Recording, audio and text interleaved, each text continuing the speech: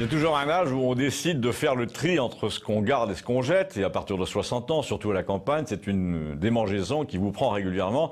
Mais je préfère vous épargner la nostalgie des vieux papiers pour vous parler plutôt des vieilles marques, des marques commerciales disparues.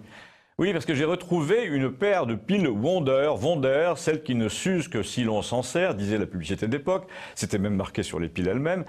Or, c'est pas vrai du tout, puisque là, personne s'était servi de cette paire de piles neuves depuis 78 et qu'elles étaient entièrement usées, vous pouvez me croire. Ce qui m'a frappé, c'est le destin de ces petites marques qui étaient assez viales dans une France qui n'avait pas encore été confrontée à la concurrence internationale et qui ont toutes fini de la même façon, c'est-à-dire absorbées par un grand groupe avec la complicité d'un repreneur, d'un brasseur d'affaires qui se présente toujours autour de 85, les années tapis. En l'occurrence, d'ailleurs, le bradeur, c'était lui, pour Wonder, qui se présente, dis-je, comme le type qui peut sauver ce qui peut l'être, mais qui est en général plutôt celui qui revend ce qui peut l'être. Eh bien, notre président de la République fait incontestablement partie de ces gens. Il a été élevé par eux. Il compte, comme on l'a vu avec Alstom, parmi les équarrisseurs qui disent « nous ne toucherons pas à ceci et cela ». Et grâce à qui, 4 ans plus tard, la marque n'existe même plus. Et généralement, le type dit « mais j'ai jamais dit ça ».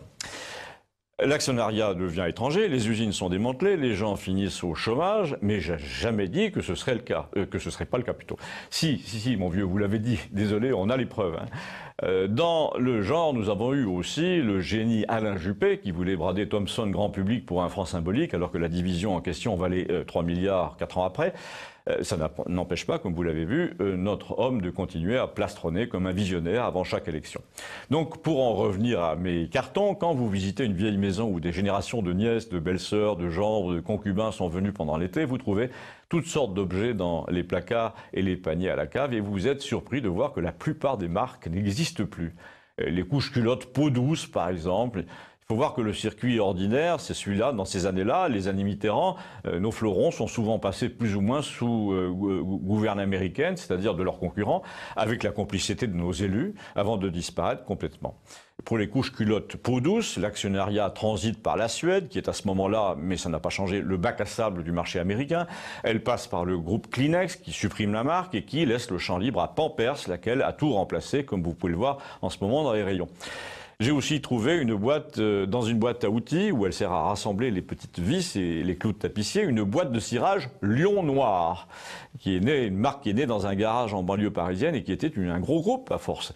La plupart des marques comme celle-là ont subi la loi de la généralité, c'est-à-dire que dans les années 70-80, on voit très bien que les Américains ne plaisantent plus du tout avec leurs vassaux européens, qui doivent ouvrir leur marché de force aux géants mondiaux. Il faut dans un premier temps en passer par une période transitoire où la marque subsiste plus ou moins pour ne pas rebuter le consommateur et puis on fait disparaître la marque à la première occasion. Vous allez me dire c'est normal, c'est la nature, les marques se créent et disparaissent. Oui, mais le problème c'est que le génie la plupart du temps est individuel. Il est clos dans un nid minuscule, unique. Il est surtout local. Or, l'univers particulier, le local, est en train de céder la place partout au général, au mondial. Il y a donc un risque non négligeable de voir le génie disparaître avec lui. Parmi les vieux papiers dans le sous-sol de la maison, il y avait aussi le journal L'Illustration ou l'Excelsior. Eh bien, tous ces journaux d'avant-guerre témoignent encore, un siècle après, de l'extraordinaire foison de petites marques. Vous voyez dans ces journaux des pages entières de publicités grosses comme une boîte d'allumettes, vous savez, pour des liqueurs, des encaustiques, des procédés mécaniques, des marques derrière lesquelles se cachaient souvent des destins individuels et familiaux et parfois des procédés qui ont fait le tour du monde. Alors vous allez me dire quelle est la différence avec une start-up qui fait le tour du monde aussi ? Eh bien, 30 ans d'efforts, c'est ça la différence. Des employés par dizaines qui contribuent à la vie locale dans notre pays avant que la marque ne devienne internationale. Tandis que lorsque vous écoutez les créateurs de start-up aujourd'hui, la plupart veulent devenir internationaux en 15 jours. Et s'ils contribuent à la réduction du chômage, c'est à New Delhi. Si vous avez une petite marque dans votre histoire familiale, ça m'intéresse, merci.